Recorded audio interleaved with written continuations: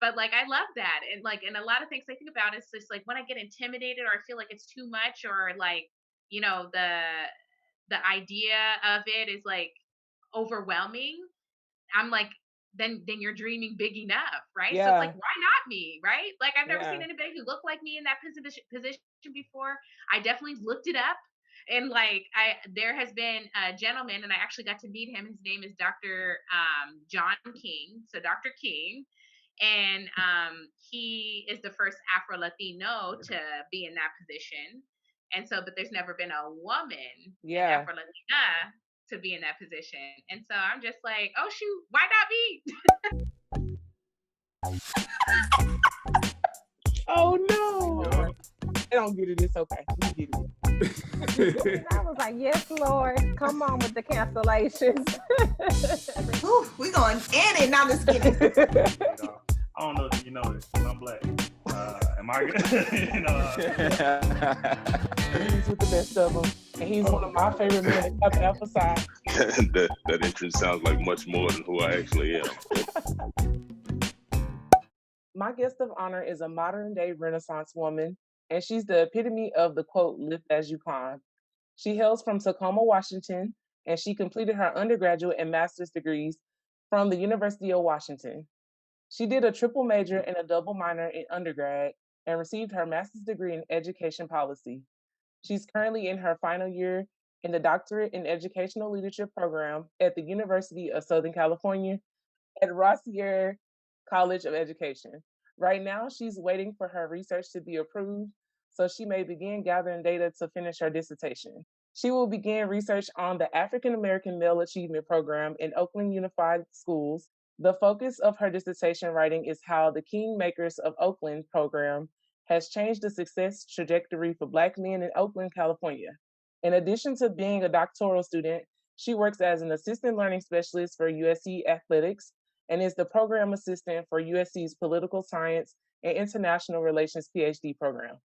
She is a proud member of Zeta Phi Beta Sorority Incorporated and Zeta Phi, you know, and an avid mentor to undergraduate students and local students in the Southern California area. She believes that access to equitable education is the civil rights issue of our generation. She aspires to be the first Afro-Latina to be Secretary of Education for the United States or become a U.S. Ambassador to a foreign country. She enjoys traveling, and when outside was open, she made it a goal to travel to one new country a year. She has been to 15 so far.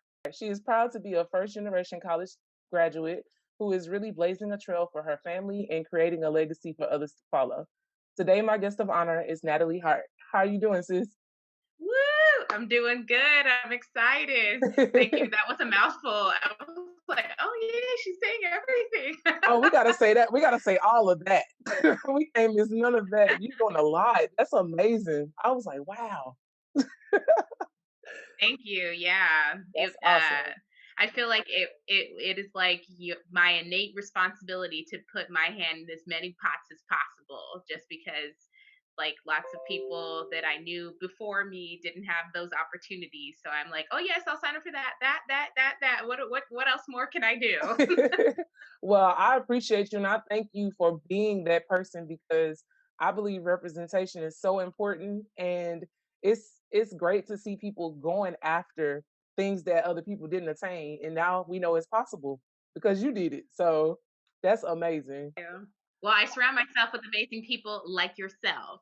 So that's more inspiration to keep on going. So I- I love it. So thank you. Thank you. Like-minded individual. How has quarantine been going for you?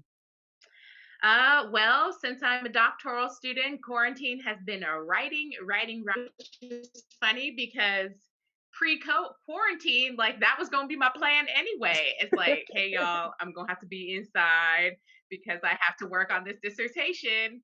And now everybody inside. So I was like, oh, Jesus was looking out for me because he knew I wanted to be outside. And he was like, cool, I'm going to close down outside so you can focus on this dissertation. Absolutely. I said, shut it So, but yeah, like this was going to be the plan. Yeah.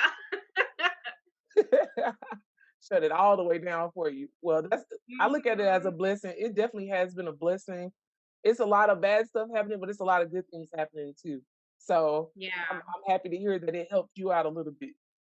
Yeah, I'm a big proponent of count your own blessings, not other people's blessings. So Yeah, I try to not look at it as a negative, but a positive. That like when you don't get something, that rejection is a redirect. absolutely. So this means I need to focus. Need to focus. Absolutely. Well, as I mentioned earlier, I feel like representation is so important. And I think that you're doing a great job representing for your culture. So I want you to tell people a little bit about your culture and your background because they need to know what's going on over there. They need to know. Thank you. Um, Yeah, it's so funny. Like it really depends on like what country I go to or part of the United States that I'm in even that I mean I hate the question the what are you? I hate Yeah, this question. I'm like, "Oh I'm my gosh, I'm a human. human being." Yes. I'm a human being. But but yeah, like growing up as a multi-ethnic young lady, I think it was hard kind of navigating those waters. Like it always felt like carrying two buckets that were half full, if that Mm, makes sense. Like I was never enough for someone. So I'm just like, I kind of have to be my own thing. And it wasn't until I was an undergrad and I came across Dr. Henry Louis Gates. And he's a professor. I think he might be a dean now. Might have given him promotion. I'm not sure, but he's over at Harvard University, wow. and he does this PBS series about Black and Latin America. And so the nerd that I am, who loves documentaries, I was like, oh, okay, I'm Black and Latin. Let me look at this. That's the first time I have like a who also like have a Spanish background as well. So that was the first time I learned um, like to have to normalize seeing people who look Black who speak Spanish. Mhm. Um, I just always felt like okay, like I'm different or whatever you think that I am. Sure that, but I never heard the term like Afro-Latina before. And it was in watching that documentary on PBS that is still available if people want to watch it. I'm pretty sure you can just YouTube it. But yeah, I was just like, wow, okay, I have community. You know, I have Mhm. something to cling on to. Because yeah, other like Mexican spaces or Latino spaces, it was like she's Black, like she's not one of us. But then in other Black spaces, it'd be like, but you're not quite Black, you know, you're not all the way Black. And I would get that. And it's like, you don't really understand because you're not all the way Black. And so it's just Mhm. like, gosh, like how when can I ever be enough, you know? And so it was in undergrad, I feel like I started to shed that anchor of I need to be all like this, fit this certain mold for each of these communities. And I started to, you know, carry on this armor now that like I am enough. Who I Mhm. am is enough. And the way I want to represent myself and these cultures that I embody is fine. And I don't have to fit a certain mold for anybody. So Right. so but yeah, so my mom, she is Mexican. My abuelos, they come from Chihuahua, Mexico. And then on my dad's side of the family, that's also a little jumbled up over there too. But like my grandpa, he is from the Virgin Islands. He's from St. Thomas in the Caribbean. Wow. And then my grandma, her dad is white and her mother is Black. It's just a That's little mixture. amazing. I think it's amazing. Like, to be honest with you, like, just to think about how many different influences you had, like the food, the music, all of that. Like, it's amazing. Yes. And yeah, I definitely grew up with like it's salsa and cumbia, like in addition to like listening to like Temptations and James Brown when we're cleaning on the weekend. Mhm. So I was like, oh yeah, well, you know, anything for Salinas. We love Yes. Salina. Oh, I I know love she's Texas Salinas. native. Yeah, yeah. Yes. For real. I think it's funny that I can't speak Spanish anymore. I could speak a little bit when I was in high school, but I Mhm. haven't used it in so long. It's like, huh, I gotta dust that off. Like I have to because I need to learn it over again. I feel like if I start Mm, studying, it'll come back. But yeah. singing Selena songs, I know all the words. I don't know what they all mean, but I know Well, it's I good know. we got Google Translate, so Hmm. anything you wanna look up, you can just look it up. I mean, I have to do the same thing. I'm not a fluent speaker of Spanish. I feel like, yo puedo entender más que yo hablo, so, like, I understand more than I speak, and Hmm. but I feel like if there's, like, a song that I really like, you're already repeating the words, and so, like, "Okay, let me look it up." But, like, I'm a big fan of also, like, Bad Bunny and Hmm. Maluma, and so I look it up, and I'm like, "Oh, that's what I'm saying. Oh, That's what okay." I'm saying. Let me take that back a little bit. Next time I'm like singing all those words all out loud, and I'm like, okay, well, that's really not good. Yeah, I think that's how people felt when they were singing Despacito. Okay. But that's so funny. But yes, okay. So you mentioned a little bit about your undergrad. We have to talk about that because you triple majored and double minored.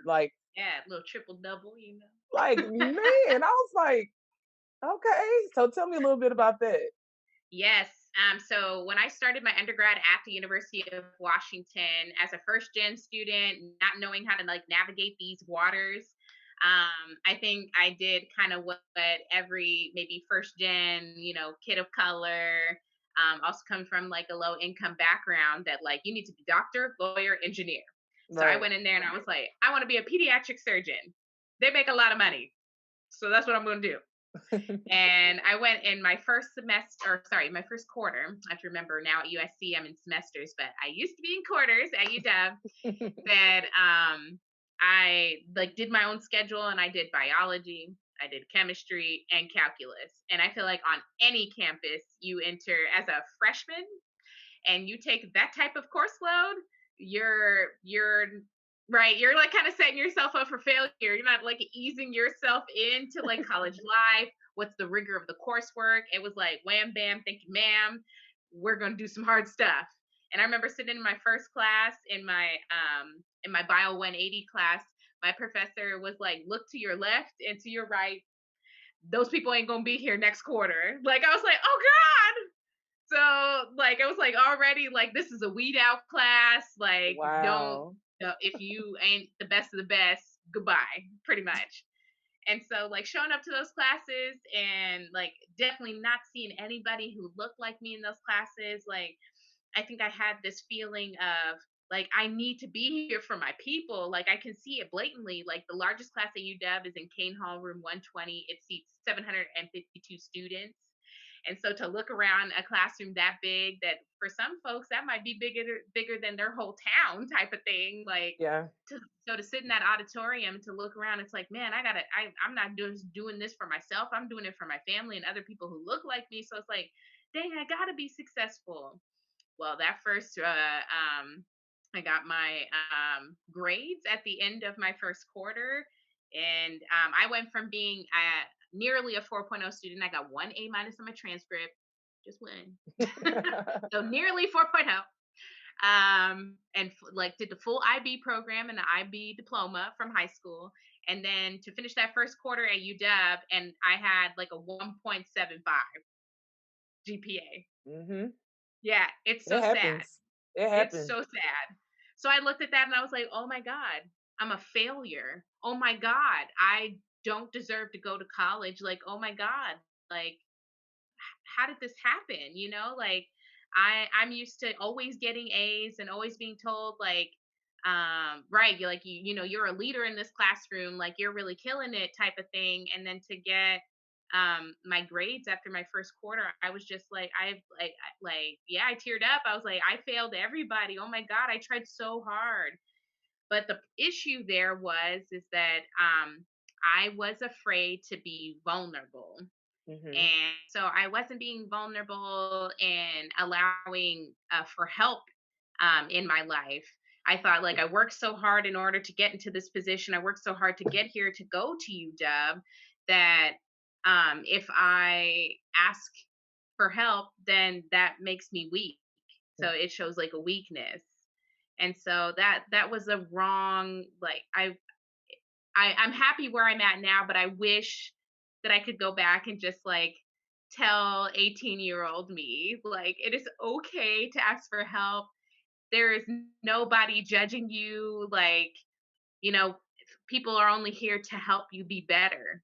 So it's not to like showcase your, um, misfortune or shortcomings.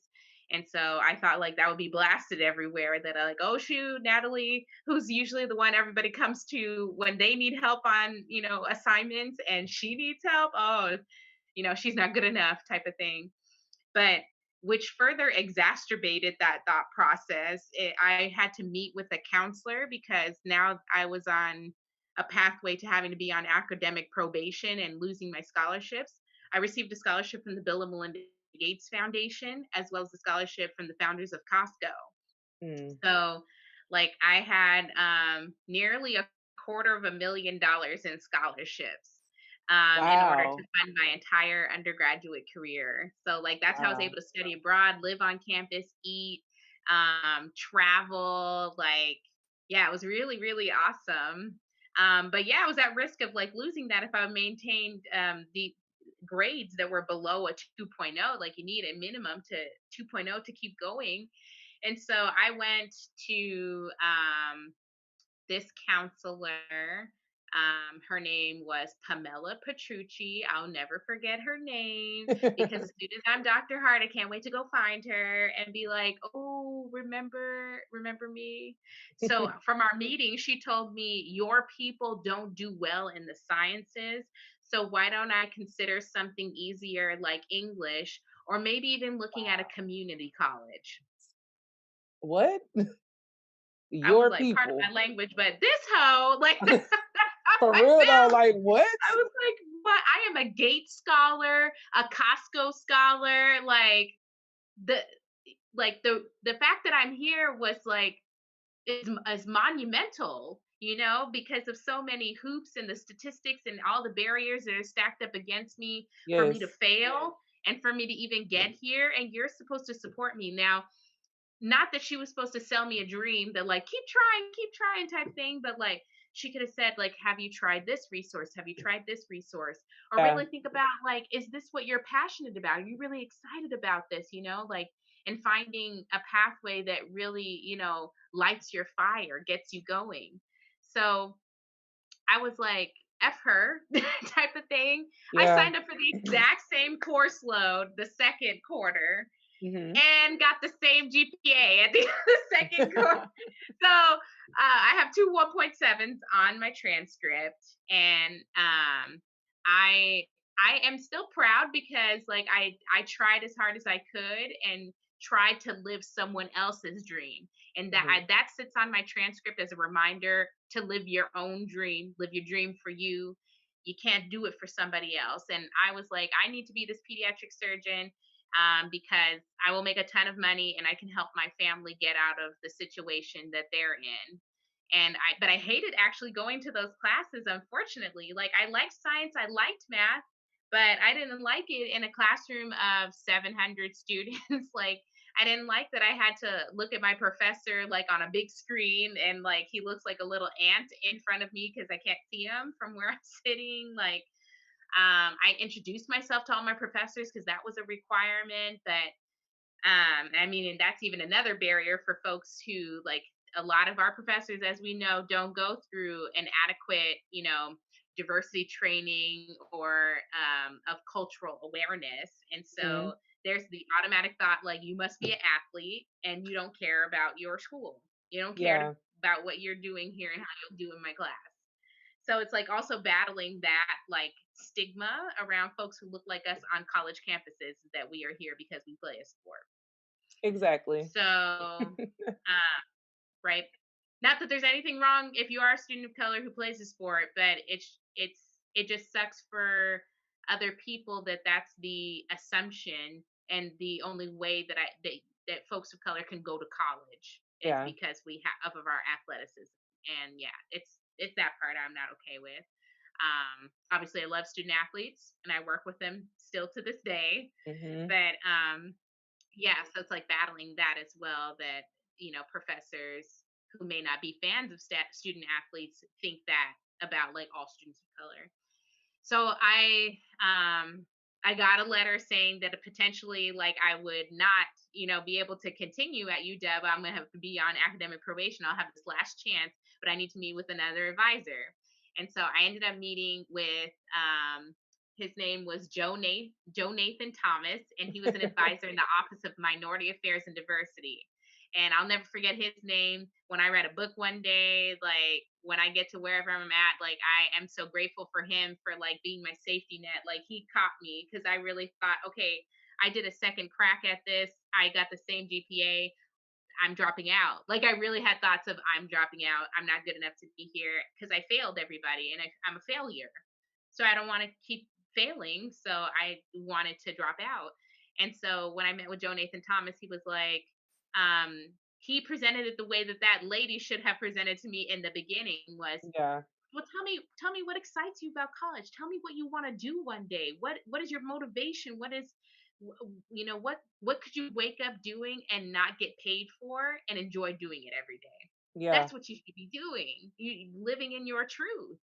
And so when he talked to me about that, I was like, wow. Well, I was like, I had mentioned to him like I really love presenting. I love talking. Like I love like working with others and stuff like that. And I was like, to be honest, I was like, I came to college because I want to help people. And he was like, bingo. You want to Mhm. help people. You don't have to be a pediatric surgeon in order to help people. There's so many professions where you can help people. And you have this gift of gab, Natalie. Communication. Have you thought about doing that? And I was like, what kind of job can I get as a communicator? Because I thought the degree you got meant what your job would be. Mhm. That was my naivete. So I was like, communications. What kind of job can you get as a communicator? And So so many. he looked okay, and so he looked up a Google search, and he was like, "What kind of jobs can you get with a communication degree?" And it was pages on pages of all these different professions you can use a communication degree before. And he pulled up this Forbes article, and it was like the top 10 things employers look for, and the number one thing was an effective communicator. Yeah. And he was like, an effective communicator is going to make you so marketable. You can take that to an employer, and the fact that you know how to effectively communicate amongst your colleagues, between folks who are supervisors and things like that, they're going to love that. And I was like, oh Mhm. shoot, I didn't know that I could do that. So from there, I was like, and I found a love for my people. I had joined the Latino Student Association, the Black Student Union. Um, at that point, by spring, I came out as a member of the greatest sorority in all the land, of Zeta Phi Beta Sorority Incorporated. So I grew this love for learning about myself and people like me and wanting to support others who look like me on a similar journey. So I ended up taking communication with the focus in social interaction, American ethnic studies, and then comparative history ideas were my three majors. Wow. And then my minors were in diversity and education. So at the end of my first year at the UW, I left with these focuses to go into my next year at the University of Washington, my sophomore year. But I had started UW with just this one idea of I need to be this one thing, and not realizing right that your mind changes, and the first couple of years are about exploring and really figuring out what you enjoy and what you like, and then pursuing that the rest of your time there. So it's good to come in with an idea. I think everybody should have, right? Like a goal in mind to get you there, but explore once you get there to really find out who you are and what you want. And so I'm Yeah. so happy Joe Nathan helped to direct me in that sense. And so he sees me to this day because we're still connected on social media. He has moved on to another profession, but is no longer at UW. But I wanted to stay connected with him. And yeah, he's just seeing my accomplishments. And I always remind him, I was like, whether you realize it or not, but like you were such a huge influence in my life. And I'm a big proponent of give people their roses while they can smell them. So like, Absolutely. he could have went his whole life not knowing that like you changed my entire trajectory by that one meeting with me, that one meeting. And I lock on to that memory in all of my interactions with students and what I do to this day the importance that one meeting, whether that student comes and talks to you that one time or that one friend comes and has that conversation, you literally can change a life in one conversation. Absolutely. You definitely can. I love the fact that he was there to catch you because I don't think a lot of people understand how impressionable students are. Like, especially when you're in that freshman and sophomore realm, like very impressionable. Right. So you want to put on for your city, you want to make sure your family is great and thriving, but you have to take care of yourself first. And I Right. think that's something I pulled away from everything you just said. I think that's so amazing. And I love his name too. He has like three first names. Yeah, Joe Nathan. Joe Nathan Joe Thomas. Nathan. Joe Nathan Thomas. That's Well, shout right. out to you, sir. Thank you for saving that. See, we both have a lot in common because I was a first gen student as well, and I do believe that our undergraduate careers have really impacted us and made us want to work in the fields that we're in right now. Yeah. We both work in athletics. Yeah. Yeah, so um, tell me how it is working with student athletes versus traditional students, because you have experience in both realms. Yeah, that's right. Yeah. So prior to coming here to USC, I was a high school counselor. Hmm. So I worked with high school students for about 4 years in Tacoma, Washington at Stadium High School. Have you ever seen the movie 10 Things I Hate About You? That's the high school it was filmed at. I love that movie. I love that movie. Oh, great. Yeah. So I was like, oh, this is where my office was. So that's pretty cool. It looks like a giant castle. It's a beautiful campus. And then before that, I worked in admissions as an admissions counselor and recruiter. And so yeah, it's interesting, like kind of falling into this particular position because it's a graduate student position. So I quit my big girl job to humble myself and take the student positions to kind of, help me get by. But I'm blessed with doing that, that like I could still have some money in my pocket, that I was able to get free housing. So Yeah, I was like, I feel like it kind of balances out in that sense of the money that I'd be making from a full time job that I would go into rent, and my rent is covered. So that I'm grateful to USC for having me on as an RA to be able to have the free rent. um, but yeah, like, so actually our soror, her name is Cheryl Taplin. She actually works for our head football coach. She's like the executive assistant to him. And I originally got connected to her, and she was like, oh, like, you already have the counseling background. They would snatch you up immediately yeah, to be able to work with our athletes as far as um, helping them plan out their schedules, helping them to, work through their different subjects and help them break down material that's digestible, and so that they understand that, like, okay, I can use these certain study skills to get X, Y, and Z done.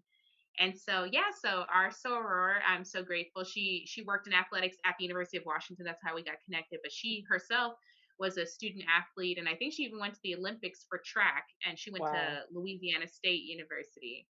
So yeah, Go Tigers. she's awesome. Yeah, okay.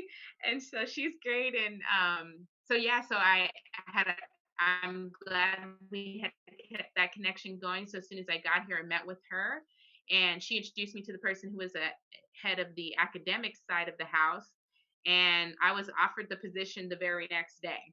And so yeah, so working with the students, like, I mean, I had many friends during my undergrad who were student athletes. So like I dispelled that myth long ago of the, like, the dumb jock, or like I'm only here because, like I'm trying to go to the NFL. And not that there aren't people that like do have those dreams. Yes, like I'm not gonna say like, yeah, all of our students here, like they, school is the reason why that they're here. Like we know that's not true on all campuses. And I'm Yeah, sure students you work with too, like that's not the case.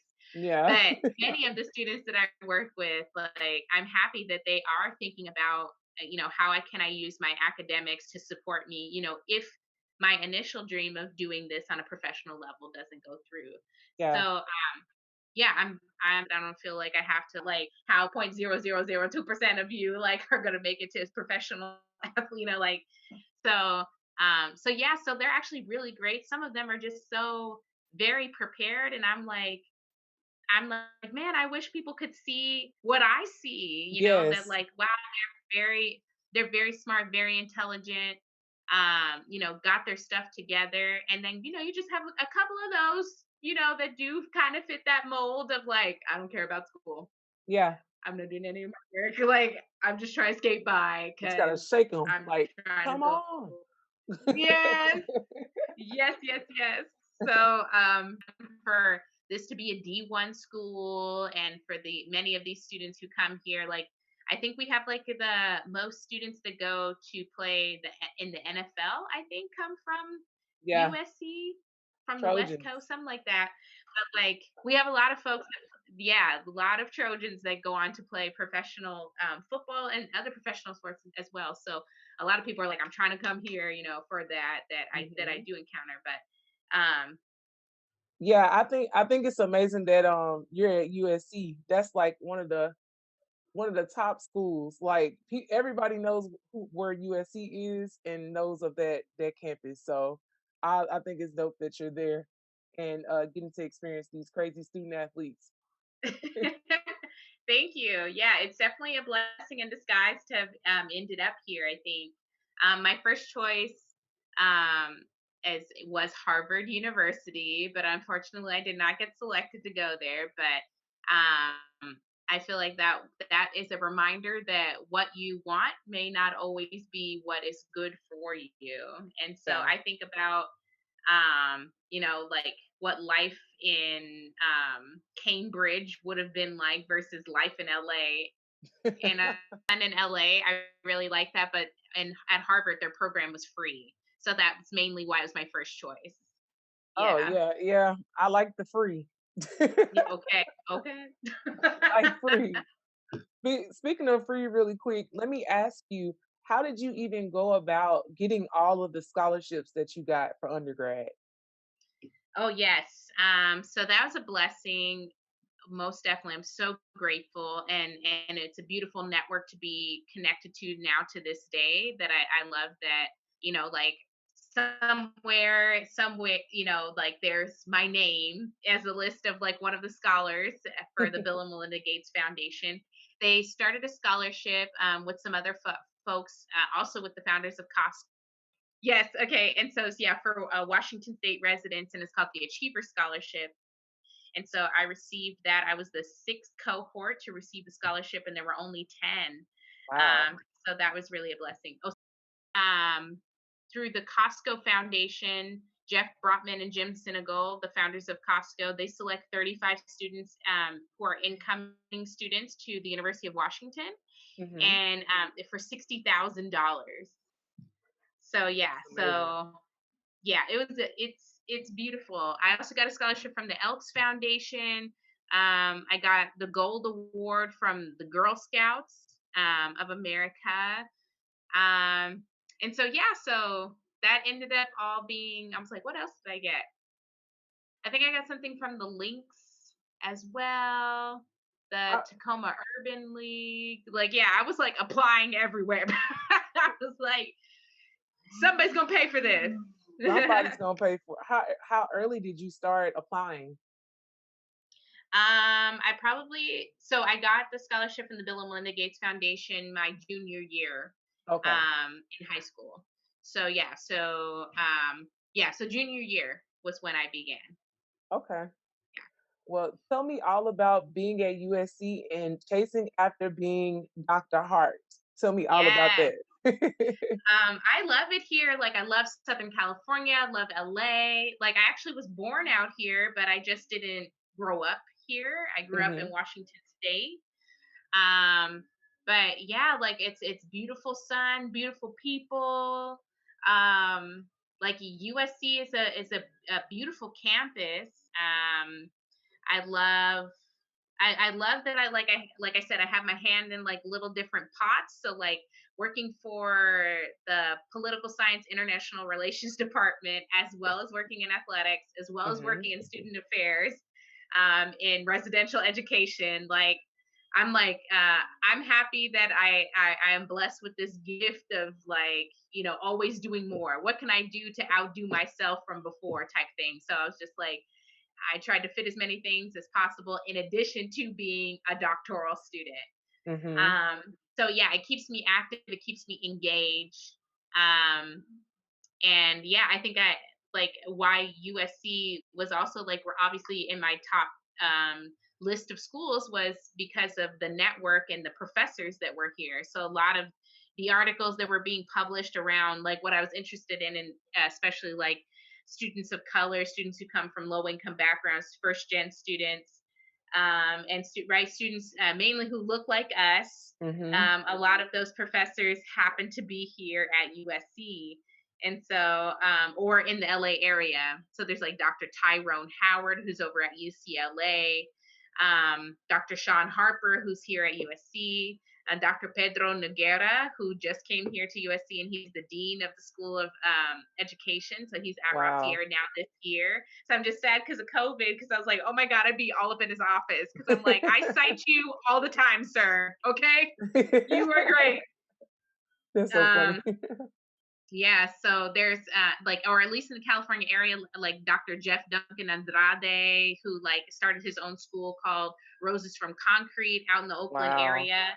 And then Chris Chapman, who's not a professor, but he's the founder of the African American Male Achievement Program. So it's like a lot of cool stuff is just happening right here in California, and like would be a 6 or 7 hour drive Mm-hmm. to, like, if you want to get to like each side of the house as far as northern and southern California. So like, yeah, it really was a blessing in disguise. Like, I was like, this was my second choice school, and yeah, I do have to pay to be here, but yeah, this network that I'm connected with, like, I think I'm going to be in a good position Yeah, when I graduate.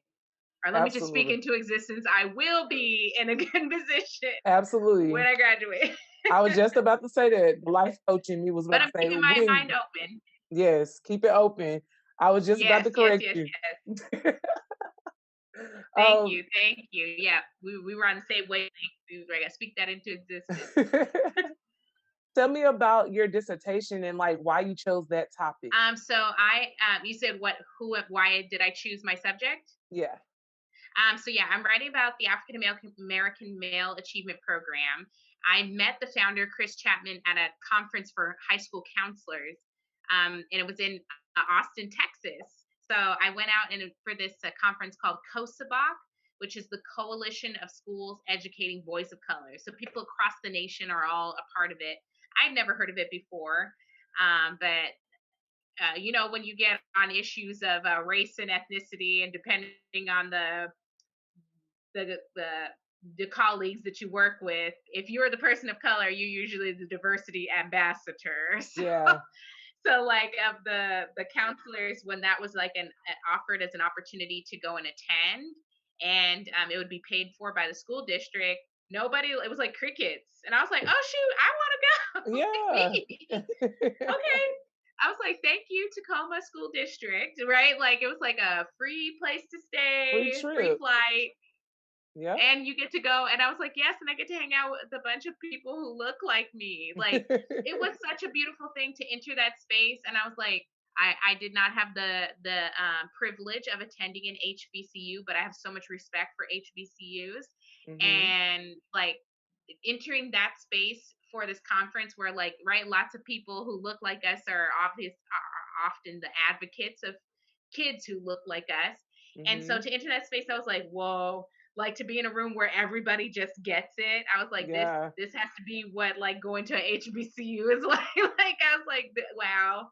Yeah, it was a little bit of a culture shock type thing. And I think when I do travel to places that are not as densely populated with white people, like hmm Washington State is, I think I always get like a little culture shock. I think like the times I've like seen you and visited with you, I felt like the same way too, and just the hmm spaces that we're in. I'm like, oh, this is different. yeah, it is definitely different when you. It's refreshing. because we're not used Yes. to it. So Yes. Yeah. Not different in a bad way. Not at all. Yes. yeah, It's definitely a good way. A good way. a Yeah. good way. Well, you have very big aspirations to be the Secretary of Education for the US, and if not that, an ambassador. So tell me what inspired that and how are you going to get there? How you feel like you're going to get there? Yeah. So yes, it is a big lofty goal, but my thing is, why not me?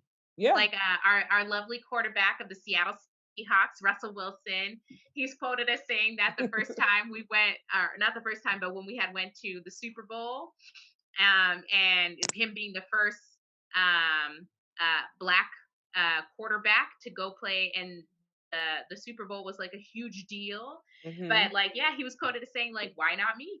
Why Yeah. not me?" So like I don't know. I always keep that little quote, and always root for the home team, of course.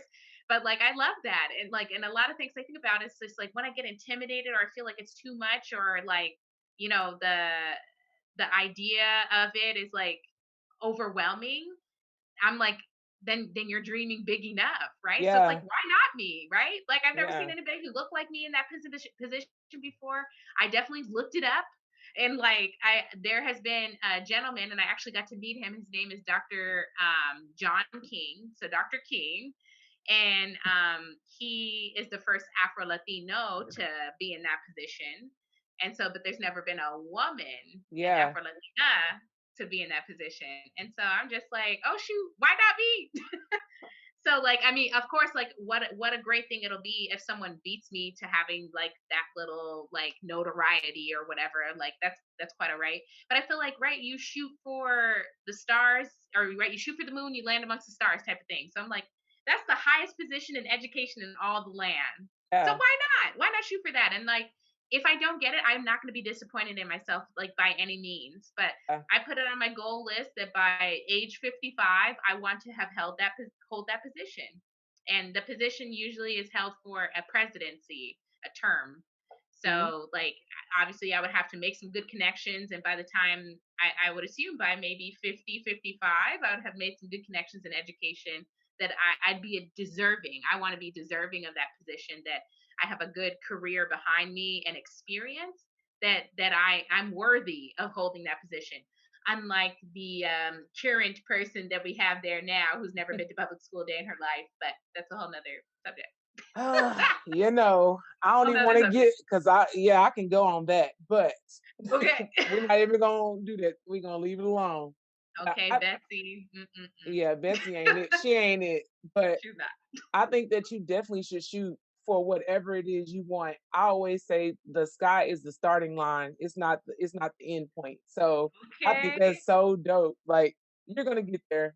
You're Thank definitely gonna you. get Yeah, there. just to be in some position where I'm creating policy that really affects like students who look like us, like, and I believe my life's purpose is about the legacy that I leave, right? Yes, And ma'am. so I'm just working hard to live a life that others would want to follow. Yeah, That's what I'm trying to do, and let them know it's possible and you could do it.